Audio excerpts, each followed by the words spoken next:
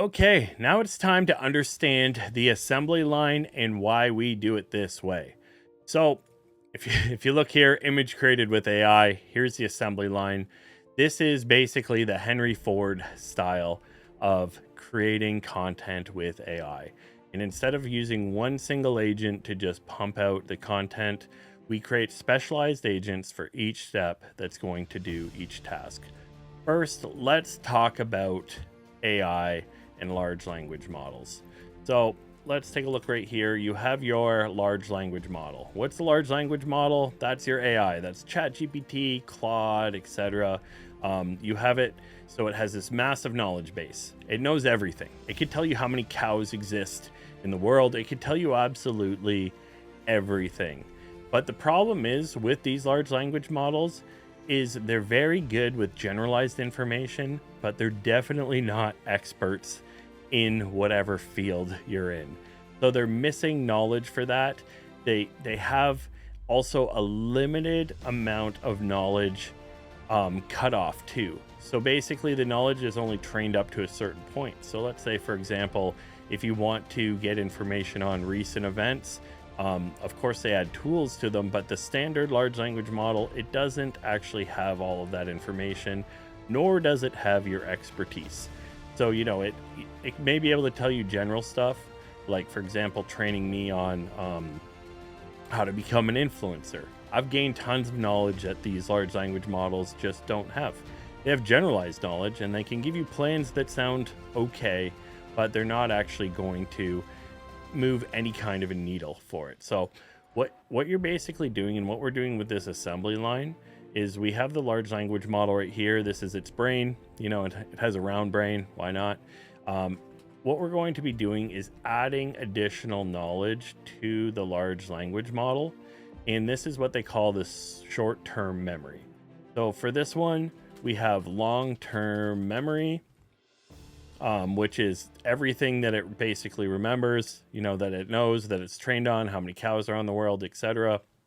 But through the conversation and through going through multiple steps, we can start to build up this short-term memory. So let me just make this smaller. You can see we have this short-term memory, and the whole goal is, this is just, say, step number one. We have short-term here.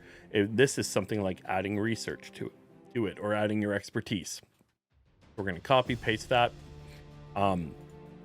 And then you go through another step and you're adding more and more and more. And what the goal is to have it basically leverage this short-term memory or what's in chat. So what it could see in its context window, all the steps that it went through, all the information before it of, generating one thing at a time to get to the goal of creating the actual content. So your whole goal is to make this significantly larger than this memory right here. And this is where all of your expertise goes in. This is where my social media strategy goes in, that this just doesn't contain. It's not able to properly train on this. So we're going to build up this short-term memory with agents and through the chat, where it goes from step to step to step to step. Does that make sense?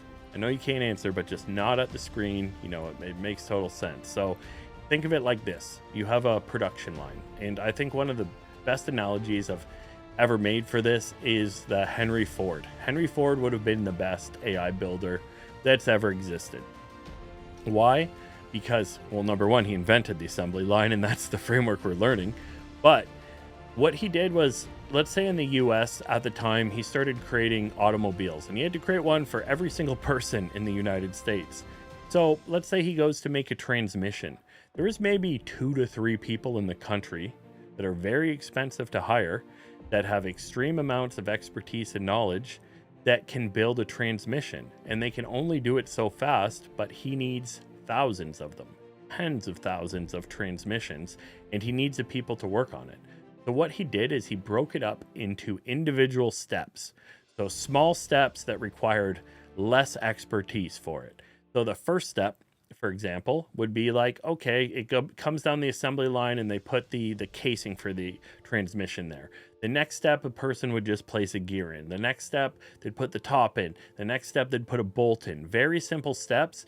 And he had hired people directly from farms and that have never built a transmission before, because the assembly line was so efficient in generating this, it gave him the workforce that he needed, and it also didn't have that cognitive overload, because as much as AI is brilliant, it does have limits on how smart it is.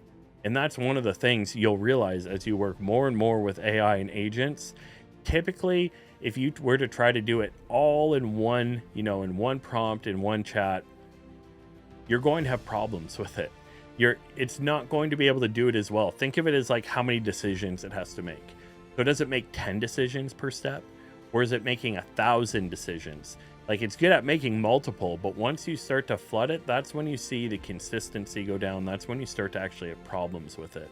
So the way I break up the agents is just the assembly line. And the first agent that we have is going to be the research agent.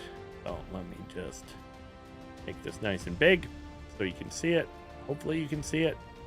Squint in on your monitor. It doesn't matter. It just says research. So the very first step is research. And what is research? It's basically using a tool to get additional information. So we talked about what the strategy is.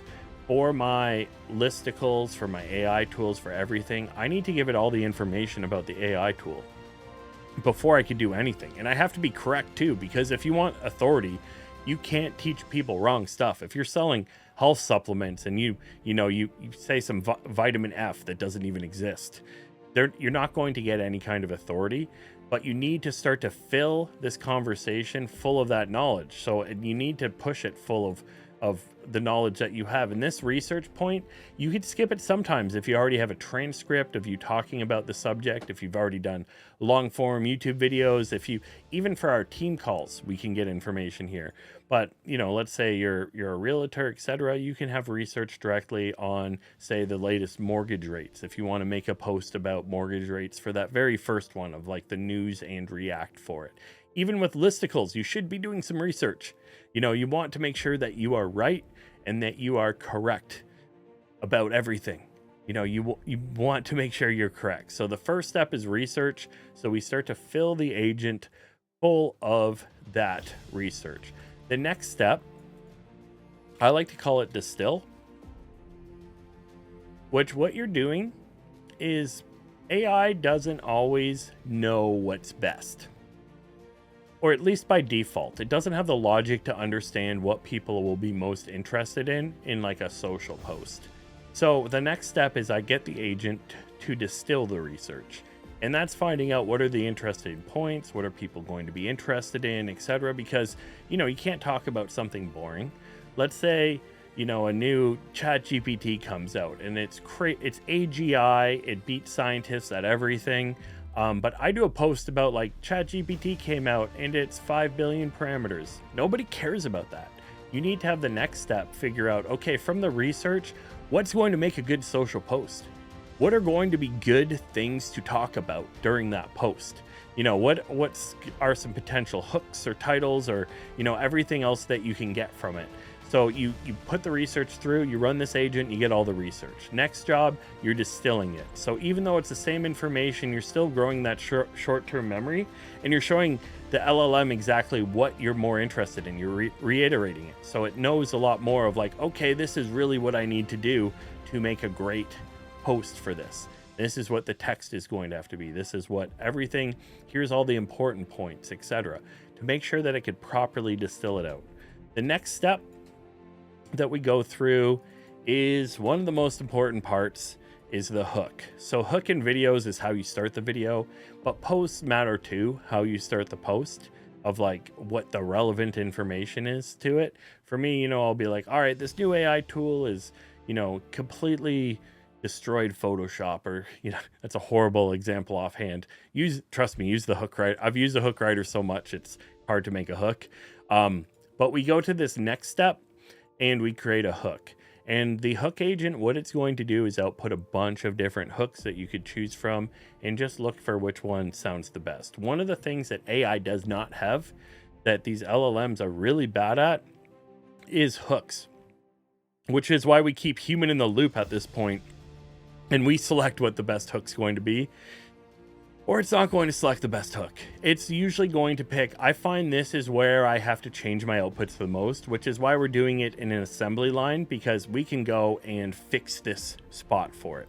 So if we go from distill to hook and we're like, these hooks are horrible, you know, it should be more about this, you know, of course, some of the options are a lot of the times going to be very good and they're going to work, but this is where I'd have human in the loop, where it's like the box is starting to fall off the assembly line, push it back on the assembly line. No, this is the hook we need. And this really sets the pace in the short-term memory for creating a great post. So after we've created the post, or sorry, after we've created the hook, then we go and we create the post.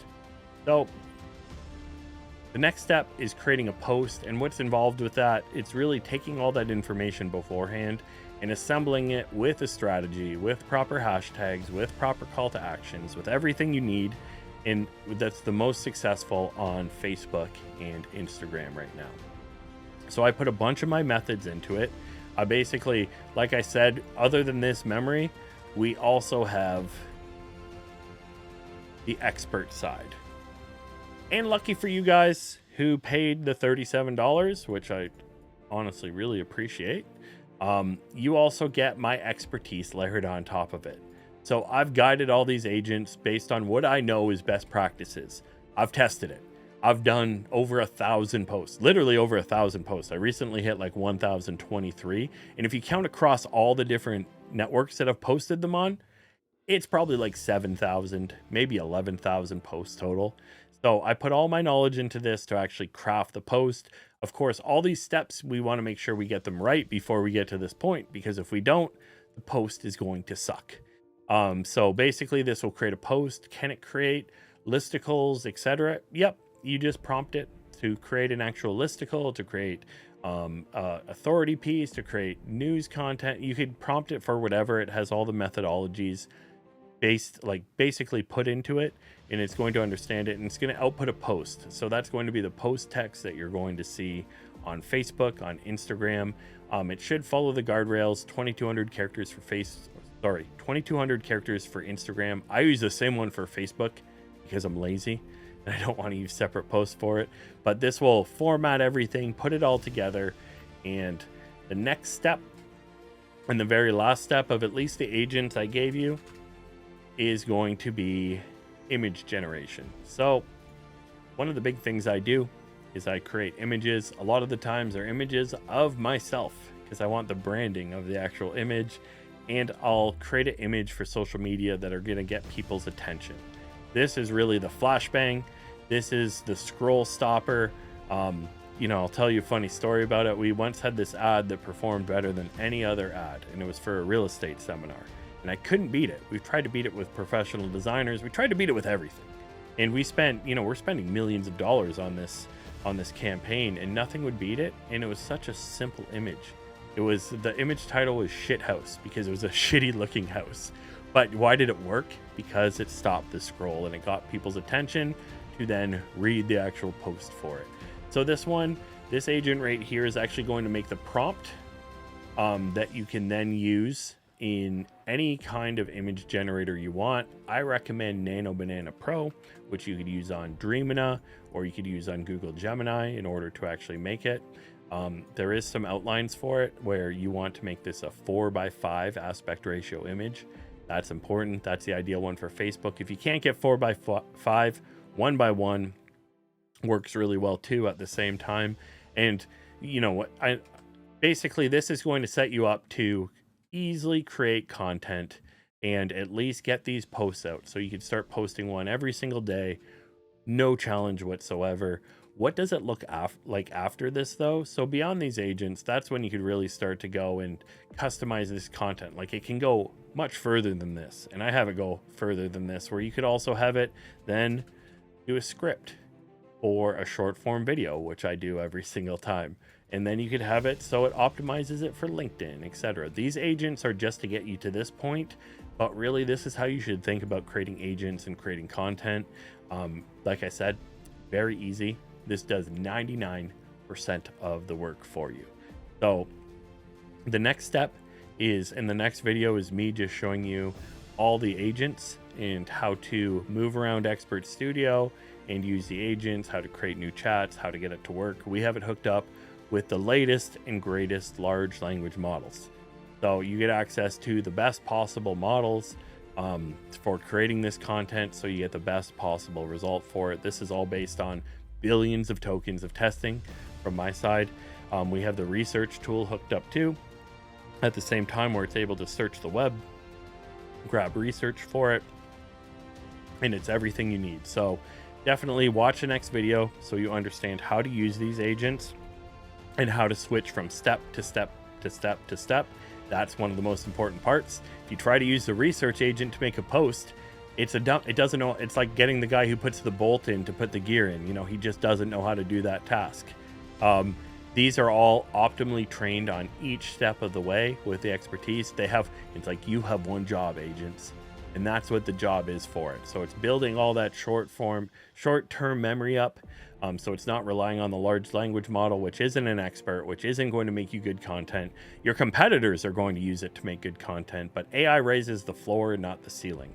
I'm giving you ceiling level content, and your competitors will still be using ChatGPT to put out basic posts that don't actually work, because number one, you have the strategy, and now you have the method for it. And guess what? Now you have all the tools as well. So watch the next video on the Expert Studio, and yeah, we'll start creating. All right, thanks for watching.